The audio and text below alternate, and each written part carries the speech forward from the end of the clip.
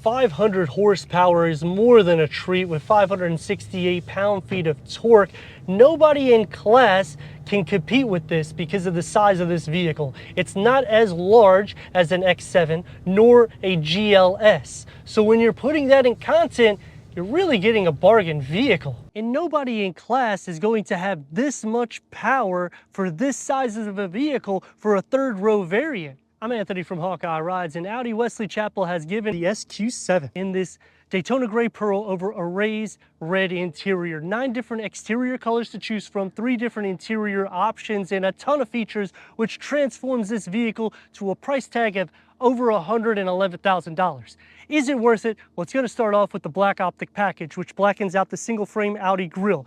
Audi beam rings, that's an option you got to tick on itself. The black optic package blackens out the lower bit of the bumper that integrates into the air pocket with matrix design LED headlights and daytime runnings that has the headlight assembly cleaner that's activated by your windshield wiper cleaner. Now these lights will illuminate as a bright white, and they're literally 6 and 8 times brighter than a non-luxury vehicle. So when you put that in content, with the clearance being as low as 6.7 inches and as high as up to 10 inches, it really makes visibility a lot more easy. But what makes this more unique than the competition is what's housed underneath the hood, because it's more or less a detuned Lamborghini Urus engine, which is that 4-liter bi-turbo V8 producing 500 horsepower and 568 pound-feet of torque. That's paired to an 8-speed Tiptronic automatic transmission with standard quattro all-wheel drive.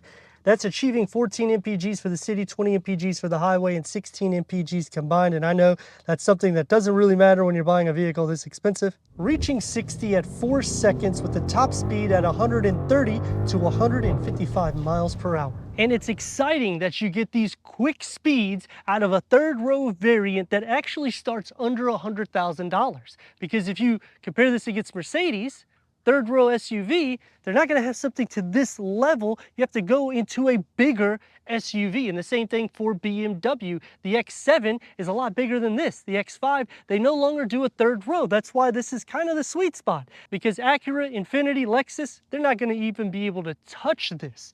But then you do have to option a ton of features to get it to the spec we have. We have the black optic package, which already upgrades the wheels, but then they have a wheel upgraded black optic package. We have the 22-inch, which gives us this multi-spoke S-design wheel with the bicolor finish and the summer tires. This also has the S Sport package, which gives us these active roll stabilization. The rake calipers, that's housing a 15.8 disc in the front, or 400 millimeters. It's vented. It's a 6-piston. The rear is going to be a single piston with a 13.8-inch disc rating, or 350 millimeters, and it's also vented. That package also adds the sport rear differential. Now I have to say, I do feel like I'm being nickel and dime just a touch, and I'm sorry for saying that, Audi, but some of these features should be free. In adding a carbon exterior package, which only gives it to us on the side skirt and just a touch on the side view mirror, that's over $2,000. I would not option that at all. It looks cool. Maybe if I got it pre-owned, you know what? Why not? Because somebody already took it. But at this point, give us some features. I understand we have a detuned, more or less, Lamborghini Urus engine, but we do not receive an SQ7. I do understand we have a 5-link front and rear suspension, which is tuned to the S Sport division. So this is a vehicle that is not a 50-50 weight distribution, but something that could take bins. You could actually take this on the track, because you already know from the SQ7 and the Lamborghini Urus the power you can get. But when you're trying to give a discounted price, don't necessarily bundle it all into features. At some point, give me a few packages that would add these 22-inch wheels so I don't have to tick 2 boxes to get them. OLED tail lights, because of the updates that we got last year, that also upgraded the badges. The lower gets the quad exhaust tips. They're blacked out because of the black optic package, as well as most of the rear, except for the Audi beam rings, because you have to tick that as a standalone, which that should be thrown in onto the black optic package. Going back to the main highlight though, is the spec sheet that this thing has is by far amazing. And it's a vehicle that nobody can compete with, because they do not offer a third row to this size. So let me know which way you would go in the comments. And if you're new to the channel, click the subscribe and the like, because all these clicks help with the algorithm so we can bring more vehicles to the channel. Power liftgate or kick to go into 13.6 cubic feet of storage with bag holders, and you can lower or raise the suspension in the back by just simply pressing the button, which will make clearance a lot more easier to go inside. You don't really have any storage underneath here. You have a storage nook here with a 12 volt, and side to side you have 4 feet at 48 inches, front to back nearly 20 inches. To increase cargo to 35.7, you can fold down the third row at a 50-50 split, but you have to hold the buttons, otherwise they will stop. And this will increase cargo to 46 inches from front to back. But unfortunately, to get the 68.1 cubic feet of storage, you will have to come back here in order to fold down these seats. It'll snap down at a 40-20-40 split, and that can be annoying, but that will increase your cargo capacity to over 80 inches. But this is not about cargo. This is about horsepower and performance. We need to go inside, start it up, so you can hear that exhaust note.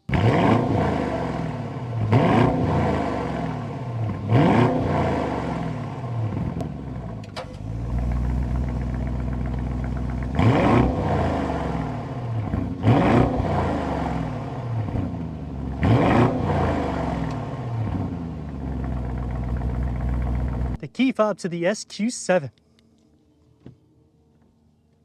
12-way power seat adjustment for the front. Heated seats is standard, leather wrap seats, ventilated because we have the executive package that also gives us that large panel moonroof with that cover.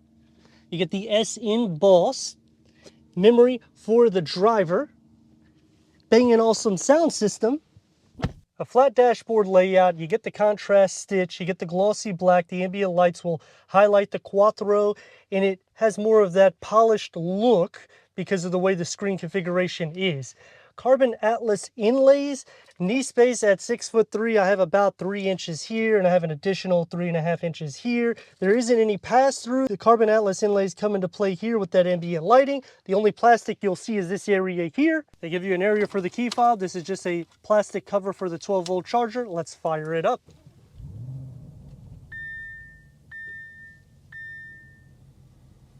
Screen configurations, I think we have enough of them. We have a 10.1-inch MMI touchscreen with wireless connectivity like Apple CarPlay, Android Auto, Sirius XM, AM/FM streaming, Bluetooth audio.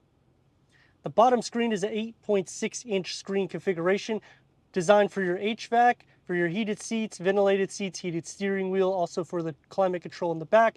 Put it into reverse, and we got a reverse camera, or Audi calls it top view, which is a 360-degree reverse camera. When you click onto the 3D, you have a few different areas you can pivot, but you can also do this, which is just as fast. Click onto here, now you have a sub-menu that expands out when you click here, and you have a lot of different camera layouts, so you can make it easy to go for your reversing. Not a huge fan of all the glossy black because you'll see a lot of dust and fingerprints plus scratching, but it is what it is. I would prefer this over the new screen configurations Audi's doing.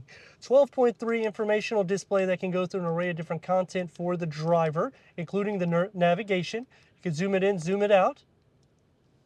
Your driver mode select, which you have a ton of different driving modes, and you can individually tailor it as well, so you can do it sporty, balanced, however you like, even for the engine sound. And you get the Carbon Atlas with the ambient lighting. This is going to be more firm even though it's wrapped, opening up to no Audi phone box. They've taken this out because they said the charging time is too slow and it heats up the phone. You do have 2 USB-C ports there, and you have a little storage here. This also can adjust forward, backwards, leather wrap steering wheel, multi-function. You get the panel shifts, the S badging, sport pedals, leg space for the driver. I have about 4 inches here, and on this side I have an additional 5.5 inches with an auto dimming rear view mirror, LED interior lights, but no heads-up display. You have to option that, as well as the upgraded sound system, which will come out of the dashboard. I think it's really cool. You can also get this leather wrapped. I don't know if I would do it living in the state of Florida, but all my cars actually have a leather wrap dash. Headroom, I have more than enough sitting into the front. Door panel and dash, the configuration is fine. It's just more solid and hard materials. The Carbon Atlas materials come into play here. One touch up and down for your windows. No soft closed doors. This is wrapped and they have a little cushion to it, so it's a little bit more soft. It's also soft inside here with a deep storage pocket and a large beverage holder and a storage nook for the driver. For the back seats, this is the opening that you have to fit 2 more with the cup holders and armrest down. What I have done is tailored the seats the way it should be. This would be comfortable. This is the way it sits standard, and this is reclining. The S embossed is nowhere to be found. Quad climate control, heated rear seats because of the executive package, which also adds this manual sunshade. When you go into the SQ8, this is a power sunshade. We still have a cigarette ashtray. This is 2026. There's not a lot of kids smoking nowadays. None of mine do. This is gonna be soft because it is wrapped with a cushion, as well as here with a little bit smaller storage pocket, but it is deep. Sitting behind me, the seats are carved out. You have storage behind both of the front seats, and you get the air vents in the pillar. And I have about 1 inch here with another 1.5 inches there, and it's more than optimal for headroom. You can also adjust these forward, which isn't gonna make it any better for me, and you can adjust it backwards to give optimal space. Sitting into the center, knee space is pretty much against the back of the front seats. The floor is not completely flat. You don't really share any feet space, butt, leg, and shoulder space. This doesn't contour inward, which means I have nearly 20.5 inches from side to side. And headroom is still optimal, and this is in the upright position. Third row, pull the tab, snap it down, push this in, and it'll have the hydraulic struts, which gives you nearly 17 inches of an opening. I fit 2 more back here, but it's gonna be a bit boring because you only have cup holders on both sides. Put the seat down. If the seat is in a position where I would be comfortable, my knees are gonna be against it. If the seat's in the position it should be, I could actually move around. If it's reclined, I won't be able to fit back here at all. Even though it's a third row, it's not really meant for adults or anybody that's over 6 foot tall.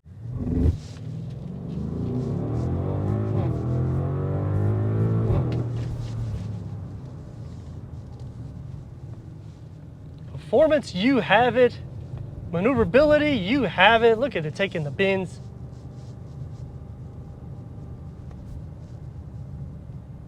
And that exhaust just filters in nicely. Otherwise, it's super quiet in the interior.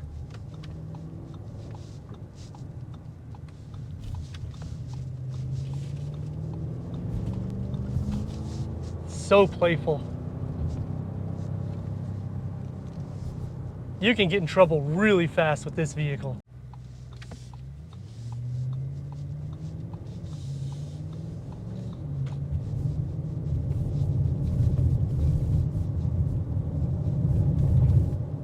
Have you were riding on 22-inch wheels, and it doesn't really come into the cabin that much. The exhaust does, maneuverability, not an issue. There's some weight to the steering, you get feedback, you feel like you're connected to the road. This is a powerhouse vehicle. But now there is some things that we have to entertain at the beginning of this. So we're gonna put it into comfort, and we're gonna slow it down a little bit to about 40-ish miles per hour. This way you can see the way the turbos work hand in hand.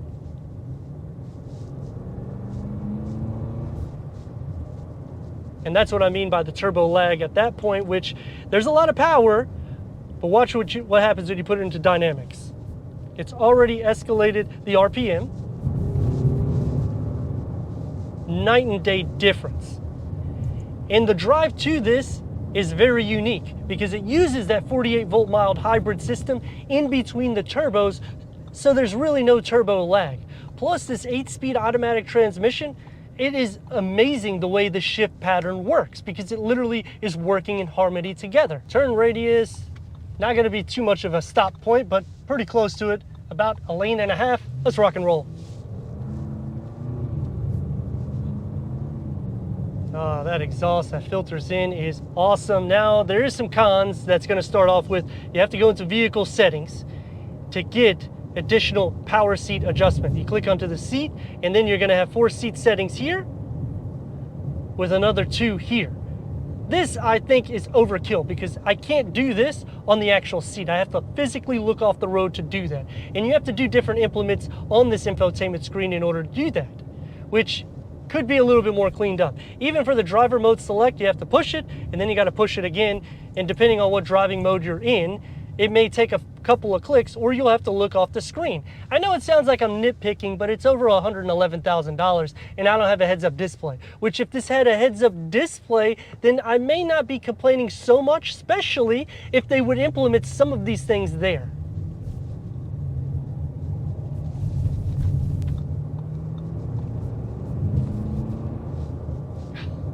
It's a sleeper vehicle though. Nobody really knows what kind of car this is. I mean, when I was doing the review for the exterior portion, people were looking at me like, why is he just reviewing this Audi? They had no idea that this is a camouflage, more or less Lamborghini Urus engine. That itself brings so much excitement to the cabin. The seats are comfortable, they're also long, so it helps for taller people. The first and second row, you have more than enough room. The third row, there's a con there because they're just really like jumper seats, just for a quick drive. If I was to option this, I probably would go into the SQ8 only because I feel like it just seems more practical in the sense of space. And the big problem that I have is we have nearly $20,000 of options in this. If you're gonna do that, raise the MSRP and just give me some of the features. There's no need to add that much money into features because me personally, I just wouldn't do it.